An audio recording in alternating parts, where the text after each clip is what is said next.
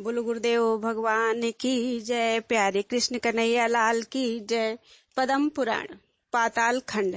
श्री राम के दरबार में अगस्त्य जी का आगमन, उनके द्वारा रावण आदि के जन्म तथा तपस्या का वर्णन और देवताओं की प्रार्थना से भगवान का अवतार लेना।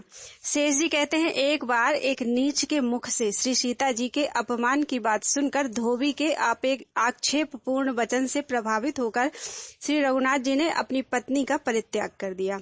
इसके बाद वे सीता से रहित एकमात्र पृथ्वी का, जो उनके आदेश से ही सुरक्षित थी, धर्मानुसार पालन करने लगे। एक दिन महामती श्री रामचंद्र जी राजसभा में बैठे हुए थे। इसी समय मुनियों में श्रेष्ठ अगस्त्य ऋषि, जो बहुत बड़े महात्मा थे, वहां पधारे। समुद्र को सोख लेने वाले उन अद्भुत महर्षि को आया देखकर महाराज श्री रामचंद्र जी अर्घ्य लिए संपूर्ण सभासदों तथा गुरु वशिष्ठ के साथ उठकर खड़े हो गए। फिर स्वागत सत्कार के द्वारा उन्हें सम्मानित करके भगवान ने उनकी कुशल पूछी और जब वे सुखपूर्वक आसन पर बैठकर विश्राम कर चुके तो श्री रघुनंदन ने उनसे वार्तालाप आरंभ किया। श्री राम ने कहा, महाभाग कुंभज, आपका स्वागत है। तपोनिधि, निश्चय ही आज आपके दर्शन से हम सब लोग कुटुंब सहित पवित्र हो गए। इस भूमंडल पर कहीं कोई भी ऐसा प्राणी नहीं है जो आपकी तपस्या में विघ्न डाल सके।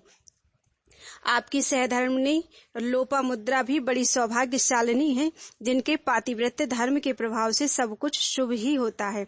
मुनीश्वर, आप धर्म के साक्षात विग्रह और करुणा के सागर हैं। लोभ तो आपको छू भी नहीं गया है। बताइए, मैं आपका कौन सा कार्य करूं? महामुने, यद्यपि आपकी तपस्या के प्रभाव से ही सब कुछ सिद्ध हो जाता है, आपके संकल्प मात्र से ही बहुत कुछ हो सकता है, तथापि मुझ पर कृपा करके ही मेरे लिए कोई सेवा बतलाइए। शेष जी कहते हैं, मुने, राजाओं के भी राजा परम बुद्धिमान जगत गुरु श्री रामचंद्र जी के ऐसा कहने पर महर्षि अगस्त्य जी अत्यंत विनय युक्त वाणी में बोले। अगस्त्य जी ने कहा, स्वामिन, आपका दर्शन देवताओं के लिए भी दुर्लभ है, यही सोचकर मैं यहाँ आया हूँ। राजाधिराज, मुझे अपने दर्शन के लिए ही आया हुआ समझिए। कृपानिधि, आपने रावण नामक असुर का, जो समस्त लोकों के लिए कंटक रूप था, वध कर डाला।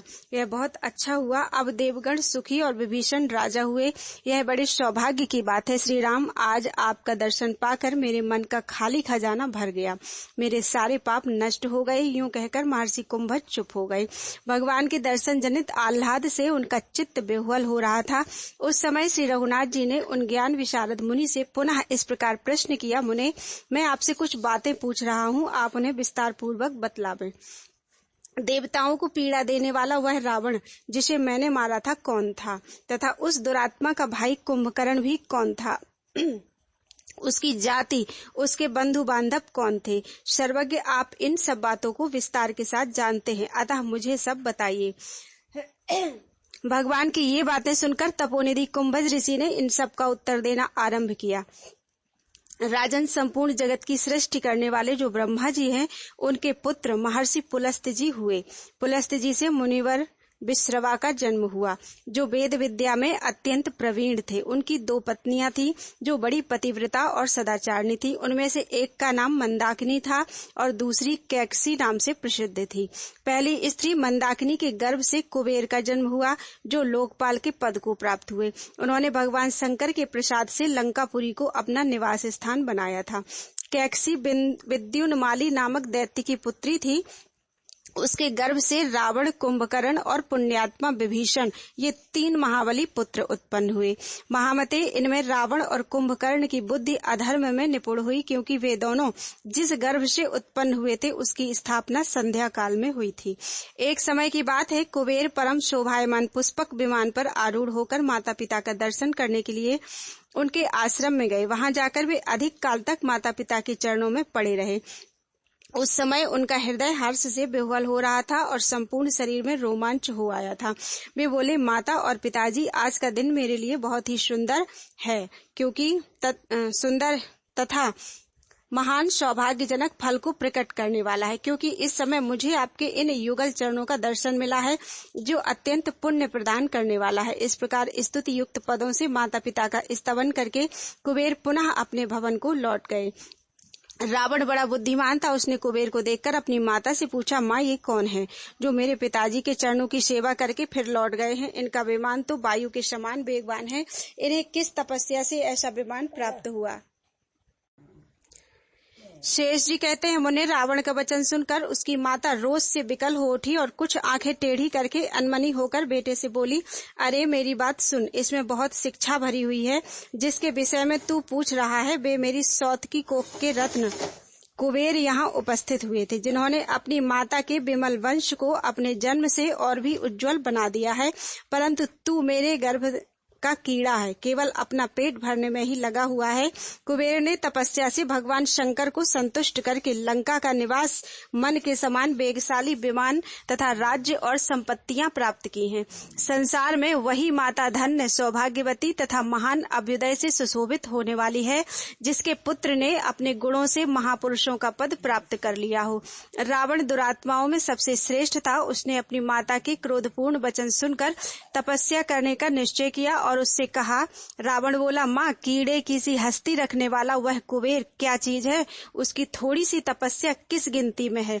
लंका की क्या बिसात है तथा बहुत थोड़े सेवकों वाला उसका राज्य भी किस काम का है? यदि मैं अन्न, जल, निद्रा और कीड़ा का सर्वथा परित्याग करके ब्रह्मा जी को संतुष्ट करने वाली दुष्कर तपस्या के द्वारा संपूर्ण लोगों को अपने वश में ना कर लूं, तो मुझे पितृलोक के विनाश का पाप लगे।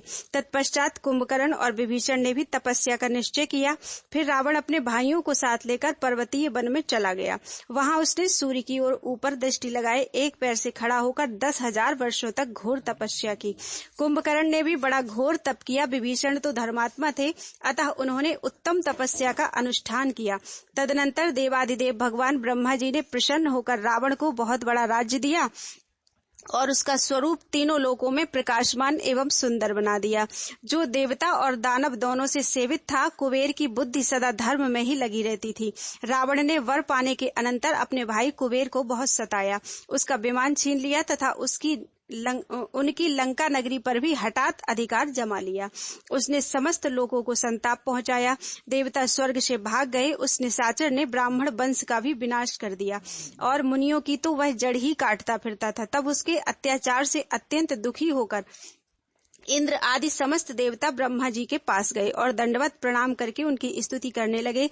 जब सबने आदर पूर्वक प्रिय वचनों द्वारा उनका स्तवन किया तो भगवान ब्रह्मा ने प्रसन्न होकर कहा, देवगण, मैं तुम्हारा कौन सा कार्य करूं? तब देवताओं ने ब्रह्मा जी से अपना अभिप्राय निवेदन किया। रावण से प्राप्त होने वाले अपने कष्ट और पराजय का वर्णन किया। उनकी बातें सुनकर ब्रह्मा जी ने क्षण भर में विचार किया। फिर देवताओं को साथ लेकर वे कैलाश पर्वत पर चले गए। उस पर्वत के पास पहुंचकर इंद्र आदि देवता वहां की विचित्रता देखकर मुग्ध हो गए और खड़े होकर उन्होंने शंकर जी की इस प्रकार स्तुति की।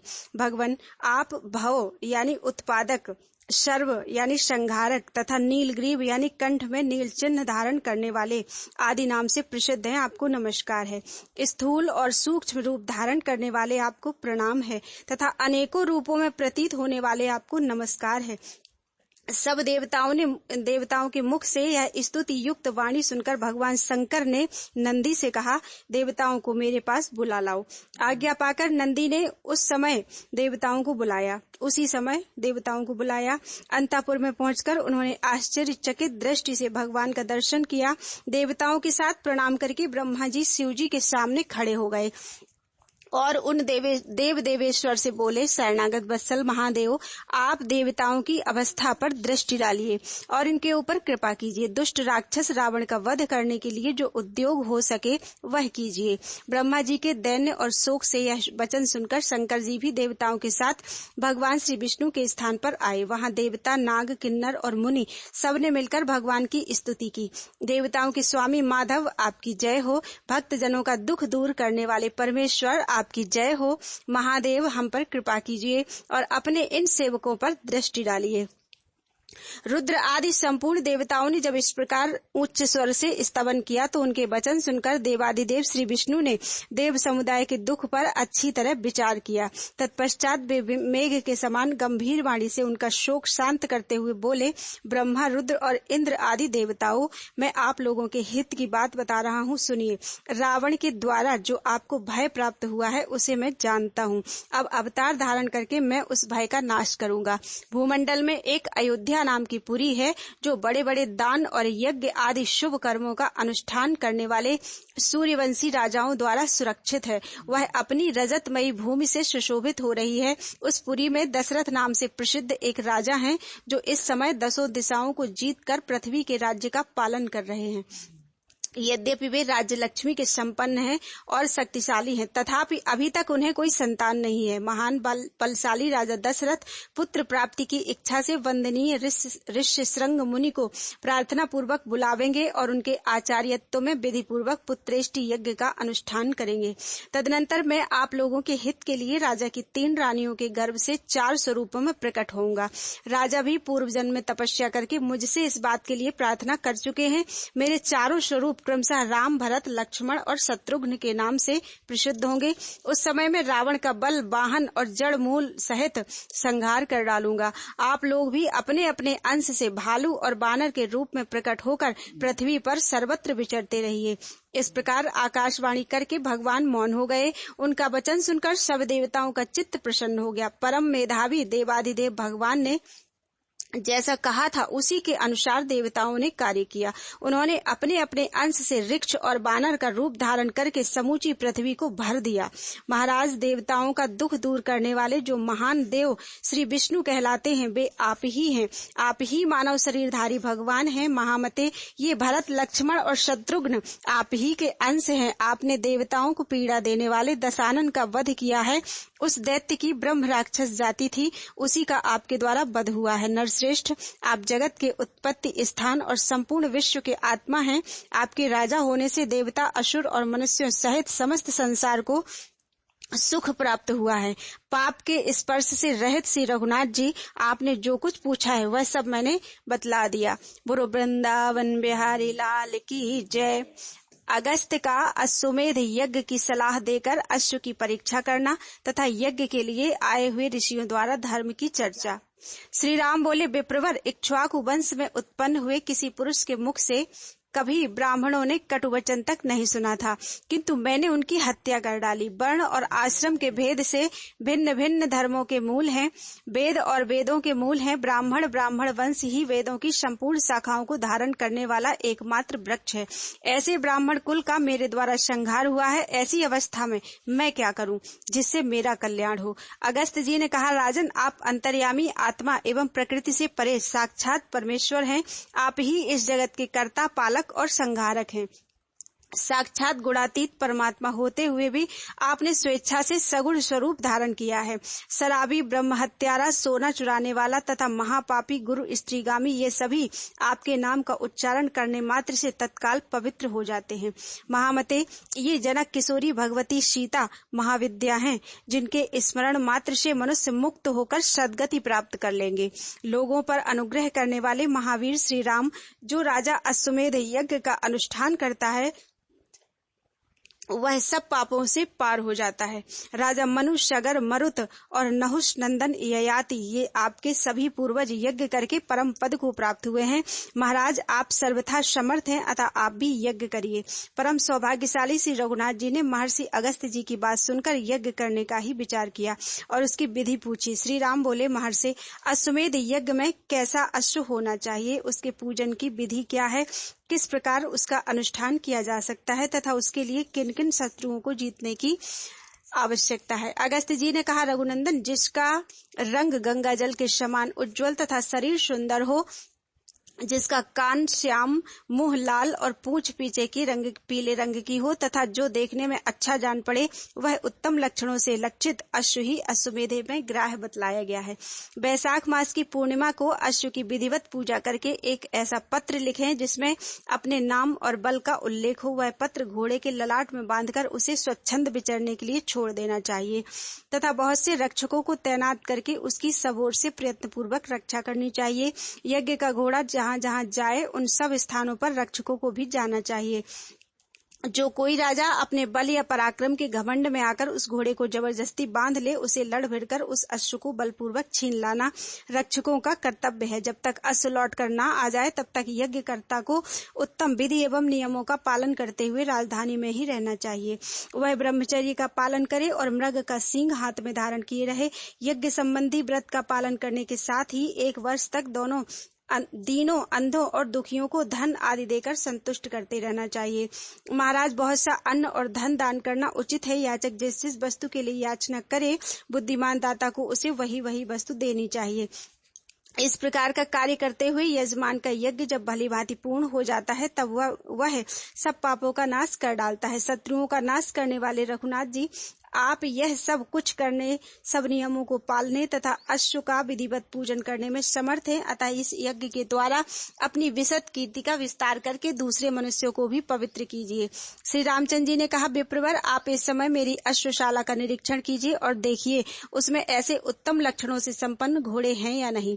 भगवान की बात सुनकर दयालु महर्षि उठकर खड़े हो गए और यज्ञ के योग्य उत्तम घोड़ों को देखने के लिए चल दिए। श्री रामचंद्र जी के साथ अश्वशाला में जाकर उन्होंने देखा, वहां चित्र विचित्र शरीर वाले अनेकों प्रकार के अश्व थे, जो मन के समान वेगवान और अत्यंत बलवान प्रतीत होते थे। उसमें ऊपर बताए हुए रंग के एक दो नहीं, सैकड़ों घोड़े थे, जिनकी पूंछ पीली और मुख लाल थे। साथ ही वे सभी तरह के शुभ लक्षणों से संपन्न दिखाई देते थे। उन्हें देखकर अगस्त्य जी बोले, रघुनंदन, आपके यहाँ अश्वमेध के योग्य बहुत से सुंदर घोड़े हैं, अतः आप विस्तार के साथ उस यज्ञ का अनुष्ठान कीजिए। महाराज श्री राम, आप महान सौभाग्यशाली हैं। देवता और असुर सभी आपके चरणों पर मस्तक झुकाते हैं, अतः आपको इस यज्ञ का अनुष्ठान अवश्य करना चाहिए। मुनि के इस वचन से उन्होंने यज्ञ के सभी मनोहर संभार एकत्रित किए। तत्पश्चात महाराज श्री राम मुनियों के साथ सरयू तट पर आए और सोने के हलों से 4 योजन लंबी चौड़ी बहुत बड़ी भूमि को जोता। उसके बाद उन पुरुषोत्तम ने यज्ञ के लिए अनेकों मंडप बनवाए और योनि एवं मेखला से युक्त कुंड का विधिवत निर्माण करके उसे अनेकों रत्नों से सुसज्जित एवं सब प्रकार की शोभा से संपन्न बनाया। महान तपस्वी एवं परम सौभाग्यशाली मुनिवर वशिष्ठ ने सब कार्य वेद शास्त्र की विधि के अनुसार संपन्न कराया। उन्होंने अपने शिष्यों को महर्षियों के आश्रमों पर भेजकर कहलाया कि श्री रघुनाथ जी अश्वमेध यज्ञ का अनुष्ठान करने के लिए उद्यत हुए हैं, अतः आप सब लोग उसमें पधारें। इस प्रकार आमंत्रित होकर वे सभी तपस्वी महर्षि भगवान श्री राम के दर्शन के लिए अत्यंत उत्कंठित होकर वहां आए। नारद, असित, पर्वत, कपिल मुनि, जातुकर्ण, अंगिरा, अरिष्टसेन, अत्रि, गौतम, हारीत, याज्ञवल्क्य तथा संवर्त आदि महात्मा भी भगवान श्री राम के अश्वमेध यज्ञ में आए। श्री रघुनाथ जी ने बड़े आनंद के साथ उठकर उनका स्वागत किया और उन्हें प्रणाम करके अर्घ्य तथा आसन आदि देकर उन सब की विधिवत पूजा की। फिर गौ और सुवर्ण निवेदन करके वे बोले, महर्षियों, मेरे बड़े भाग्य हैं जो आपके दर्शन हुए। शेष जी कहते हैं, ब्राह्मण, इस प्रकार जब वहाँ बड़े बड़े ऋषियों का समुदाय एकत्रित हुआ तो उनमें वर्ण और आश्रम के अनुकूल धर्म विषयक चर्चा होने लगी। बादशाह जी ने पूछा, भगवान, वहाँ धर्म के संबंध में क्या क्या बातें हुई, कौन सी अद्भुत बात बताई गई? उन महात्माओं ने सब लोगों पर दया करके किस विषय का वर्णन किया? शेष जी ने कहा, मुने, महापुरुषों में श्रेष्ठ दशरथ नंदन भगवान श्री राम ने सब मुनियों को एकत्रित देखकर उनसे समस्त वर्णों और आश्रमों के धर्म पूछे। श्री रघुनाथ जी के पूछने पर उन महर्षियों ने जिन जिन महान गुणकारी धर्मों का वर्णन किया, उन सबको मैं विधि पूर्वक बतलाऊंगा, आप ध्यान देकर सुने। ऋषि बोले, ब्राह्मण को सदा यज्ञ करना और वेद पढ़ाना आदि कार्य करना चाहिए। वह ब्रह्मचर्य आश्रम में वेदों का अध्ययन पूर्ण करके इच्छा हो तो विरक्त हो जाएं, और यदि ऐसी इच्छा ना हो तो गृहस्थ आश्रम में प्रवेश करें। नीच पुरुषों की सेवा से जीविका चलाना ब्राह्मण के लिए सदा त्याज्य है। वह आपत्ति में पड़ने पर भी कभी सेवा वृत्ति से जीवन निर्वाह ना करे। संतान प्राप्ति की इच्छा से ऋतुकाल में अपनी पत्नी के साथ समागम करना उचित माना गया है। दिन में स्त्री के साथ संपर्क करना पुरुषों की आयु को नष्ट करने वाला होता है। श्राद्ध का दिन और सभी पर्व स्त्री समागम के लिए निषिद्ध हैं, अतः बुद्धिमान पुरुषों को इनका त्याग करना चाहिए। जो मोहवश उक्त समय में भी स्त्री के साथ संपर्क करता है वह उत्तम धर्म से भ्रष्ट हो जाता है। जो पुरुष केवल ऋतुकाल में स्त्री समागम करता है तथा अपनी ही पत्नी में अनुराग रखता है, पराई स्त्री की ओर कुदृष्टि नहीं डालता, उस उत्तम गृहस्थ को इस जगत में सदा ब्रह्मचारी ही समझना चाहिए।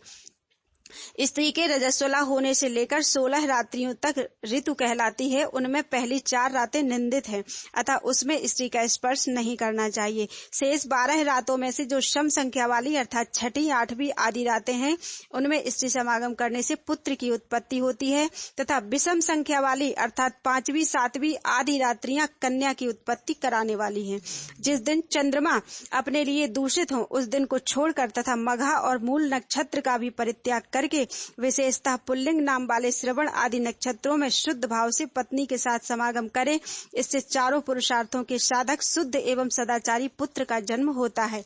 थोड़ी सी भी कीमत लेकर कन्या को बेचने वाला पुरुष पापी माना गया है।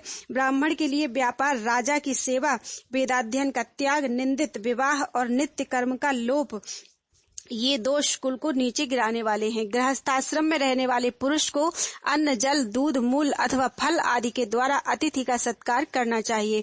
आया हुआ अतिथि सत्कार न पाकर जिसके घर से निराश लौट जाता है, वह गृहस्थ जीवन भर के कमाए हुए पुण्य से क्षण भर में वंचित हो जाता है।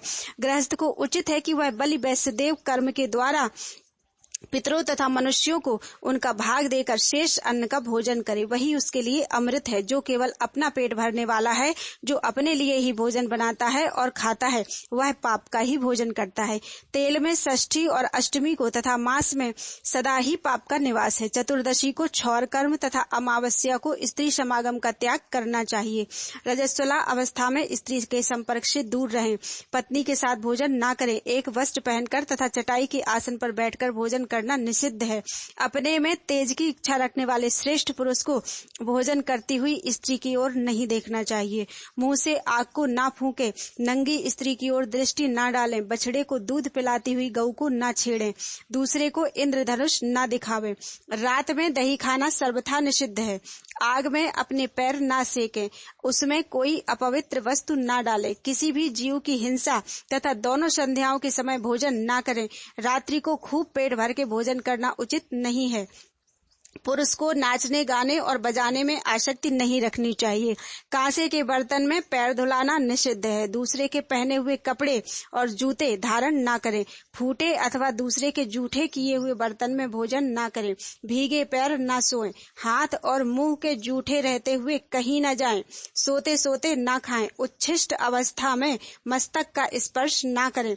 दूसरे के गुप्त भेद ना खोलें। इस प्रकार गृहस्थ धर्म का समय पूरा करके वानप्रस्थ आश्रम में प्रवेश करें। उस समय इच्छा हो तो वैराग्य पूर्वक स्त्री के साथ रहें अथवा स्त्री को साथ न रखकर उसे पुत्रों के अधीन सौंप दें। वानप्रस्थ धर्म का पूर्ण पालन करने के पश्चात विरक्त हो जाएं, संन्यास ले लें। बादशाहन जी, उस समय महर्षियों ने उपर्युक्त प्रकार से अनेकों धर्मों का वर्णन किया तथा संपूर्ण जगत के महान हितैषी भगवान श्री राम ने उन सबको ध्यान पूर्वक सुना। बोलो वृंदावन बिहारी लाल की जय।